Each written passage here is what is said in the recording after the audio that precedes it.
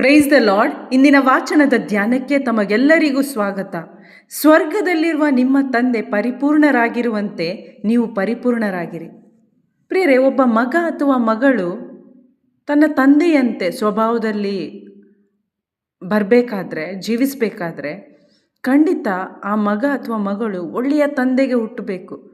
ಒಳ್ಳೆಯ ತಂದೆಯ ಸ್ವಭಾವಗಳು ಒಳ್ಳೆಯದಾದ್ದರಿಂದ ಆ ಒಳ್ಳೆಯ ಸ್ವಭಾವಗಳು ಮಕ್ಕಳಲ್ಲೂ ಕೂಡ ಆ ಮಗು ಬೆಳೆಯುತ್ತಾ ತನ್ನ ತಂದೆಯ ಜೊತೆಗೆ ಅನ್ಯೋನ್ಯವಾಗಿರುವಾಗ ಅಪ್ಪನನ್ನು ನೋಡಿ ಅಪ್ಪನಿಂದ ಕಲಿತುಕೊಳ್ಳುತ್ತೆ ಮತ್ತು ಅಪ್ಪನ ಇಷ್ಟಕ್ಕೆ ಆ ಮಗು ಜೀವಿಸುತ್ತೆ. ಅದೇ ರೀತಿಯಲ್ಲಿ ಮೊದಲು ನಾವು ಸ್ವರ್ಗೀಯ ಒಳ್ಳೆಯ ಅಪ್ಪನ ಮಕ್ಕಳಾಗಬೇಕು. ಅಂದರೆ ನಮಗೊಂದು ಆತ್ಮಿಕ ಜನ್ಮ ಬೇಕು. ಅವರೊಬ್ಬರೇ ಒಳ್ಳೆಯವರಾದ್ದರಿಂದ, ಪರಿಪೂರ್ಣರಾದ್ದರಿಂದ ನಾವು ಮೊದಲು ಅವರಿಂದ ಹುಟ್ಟಿದವರಾಗಬೇಕು. ಎರಡನೇದಾಗಿ ನಾವು ಅವರ ಅನ್ಯೋನ್ಯತೆಯಲ್ಲಿ ನಾವು ಬೆಳೆಯುವಾಗ ಖಂಡಿತ ನಾವು ನಮ್ಮ ಅಪ್ಪನನ್ನು ನೋಡಿ ಕಲಿತು ಅವರಂತೆ ಜೀವಿಸ್ತೇವೆ. ಪ್ರಿಯರೇ, ಇವೆಲ್ಲದಕ್ಕೂ ಅಂದರೆ ನಮ್ಮ ಆತ್ಮಿಕ ಜನ್ಮಕ್ಕೂ ನಮ್ಮ ಆತ್ಮಿಕ ಬೆಳವಣಿಗೆಗೆ ತಂದೆಯಾದ ದೇವರು ಒಂದು ಮಾರ್ಗವನ್ನು ಇಟ್ಟಿದ್ದಾರೆ. ಅದು ಪ್ರಭು ಯೇಸು ಕ್ರಿಸ್ತರಲ್ಲಿಟ್ಟಿರುವ ವಿಶ್ವಾಸದ ಮೂಲಕವಾಗಿದೆ. ಪ್ರಿಯರೇ, ನಾವೆಲ್ಲರೂ ಇಡೀ ಮನುಷ್ಯಕುಲ ಅಂಧಕಾರದ ಆಡಳಿತಕ್ಕೆ ಒಳಪಟ್ಟಿದ್ದೆವು. ಪಾಪದ ಮೂಲಕ ನಾವೆಲ್ಲರೂ ಅವಿಧೇಯರಾಗಿದ್ದೆವು, ಅಂಧಕಾರಕ್ಕೆ ಒಳಪಟ್ಟಿದ್ದೆವು. ಆದರೆ ದೇವರು ಯೇಸು ಕ್ರಿಸ್ತರಲ್ಲಿ ಅಂದರೆ ತಮ್ಮ ಏಕೈಕ ಪುತ್ರನಾದ ಯೇಸು ಕ್ರಿಸ್ತರಲ್ಲಿ ಇಟ್ಟಿರುವ ವಿಶ್ವಾಸದ ಮೂಲಕ ನಮಗೆ ಪಾಪಕ್ಷಮೆ ಮತ್ತು ಪಾಪ ವಿಮೋಚನೆಯನ್ನು ಕೊಟ್ಟಿದ್ದಾರೆ.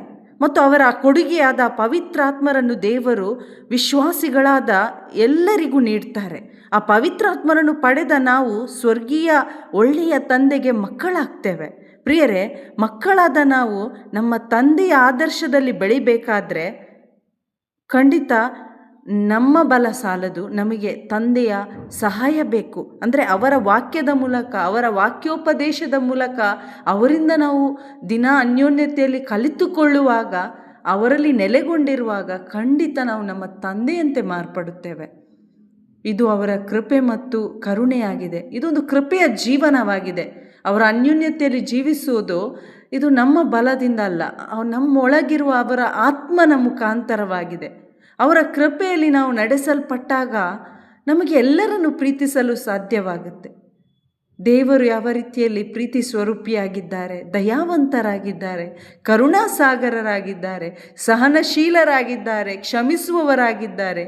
ಆದ್ದರಿಂದ ನಾವು ಕೂಡ ಅವರ ಆತ್ಮರನ್ನು ಪಡೆದ ನಮ್ಮ ಸ್ವಭಾವಗಳು ಅವರ ಅನ್ಯೋನ್ಯತೆಯಲ್ಲಿ ಬೆಳೆಯುವಾಗ ನ್ಯಾಚುರಲ್ ಆಗಿ ಬದಲಾಗುತ್ತವೆ. ನಮಗೂ ಕೂಡ ನಮ್ಮ ಶತ್ರುಗಳನ್ನು ಪ್ರೀತಿಸೋದಕ್ಕೂ, ನಮ್ಮನ್ನು ಪೀಡಿಸುವವರಿಗಾಗಿ ಪ್ರಾರ್ಥಿಸೋದಕ್ಕೂ ನಮಗೆ ಸಾಧ್ಯವಾಗುತ್ತೆ. ಯಾವ ರೀತಿಯಲ್ಲಿ ಪ್ರಭು ಯೇಸು ಕ್ರಿಸ್ತರು ಪಾಪಿಗಳಾದ ನಮ್ಮನ್ನು ಆ ಶಿಲುಬೆಯ ಮೇಲಿಂದ ಅಪ್ಪನ ಬಳಿ ಪ್ರಾರ್ಥಿಸಿ ಆ ಸ್ವಭಾವ ನಮ್ಮಲ್ಲೂ ಕೂಡ ಕಾಣಲ್ಪಡುತ್ತೆ. ಅಪ್ಪ ಪಿತನೇ, ಇವರೇನು ಮಾಡುತ್ತಿರುವವರು ಇವರು ಅರಿಯರು, ಇವರನ್ನು ಕ್ಷಮಿಸಿ ಎಂದ ಹಾಗೆ ನಮಗೂ ಕೂಡ ಕ್ಷಮಿಸಲು, ಪ್ರೀತಿಸಲು, ಒಂದು ಸಾಕ್ಷಿಯಾದ ಜೀವಿತವನ್ನು ಈ ಲೋಕದಲ್ಲಿ ಜೀವಿಸಲು ಸಾಧ್ಯವಾಗುತ್ತೆ. ಆಮೇನ್. Praise the lord.